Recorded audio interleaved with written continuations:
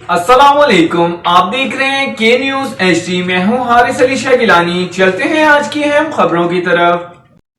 Breaking news سے آگاہ کریں گے۔ جسٹس فائز عیسیٰ نے رجسٹرار سپریم کورٹ سے فوری چارج چھوڑنے کا مطالبہ کر دیا۔ سپریم کورٹ کے سینئر جج جسٹس قاضی فائز عیسیٰ نے رجسٹرار کی جانب سے جاری سرکولر عدالتی فیصلے کے خلاف قرار دیتے ہوئے ان سے فوری طور پر چارج چھوڑنے کا مطالبہ کر دیا۔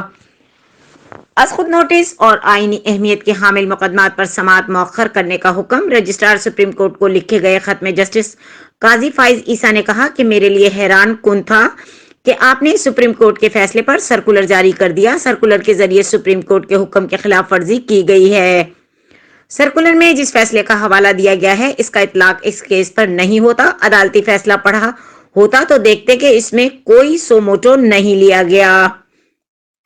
خط کے مطابق سپریم کورٹ کے حکم کے اوپر رجسٹرار سرکولر جاری کرنے کا کام کوئی اختیار نہیں رکھتا۔ کام سے لگتا ہے کہ آپ رجسٹرار کا عہدہ سنبھالنے کے اہل نہیں۔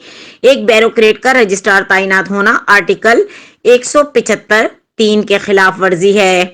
جسٹس قاضی فائز عیسیٰ نے خط میں کہا کہ سرکولر جاری کر کے سپریم کورٹ کے فیصلے کی نفی کی گئی۔ سرکولر فوری واپس لینا سپریم کورٹ اور آپ کے بہترین مفاد میں ہے۔ خط میں رجسٹرار کو مخاطب کرتے ہوئے جسٹس قاضی فائز عیسیٰ نے کہا کہ ہر شہری کی طرح آپ پر بھی آئین کا نفاذ ہوتا ہے۔ آپ کو مشورہ دیا جاتا ہے کہ رجسٹرار آفس کا چارج فوری طور پر چھوڑ دیں۔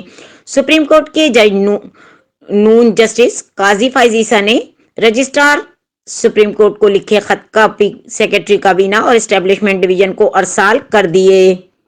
مزید خبروں اور اپڈیٹس کے لیے ہمارے ساتھ رہیے گا۔ تب تک کے لیے اپنا خیال رکھیے گا۔ اللہ حافظ۔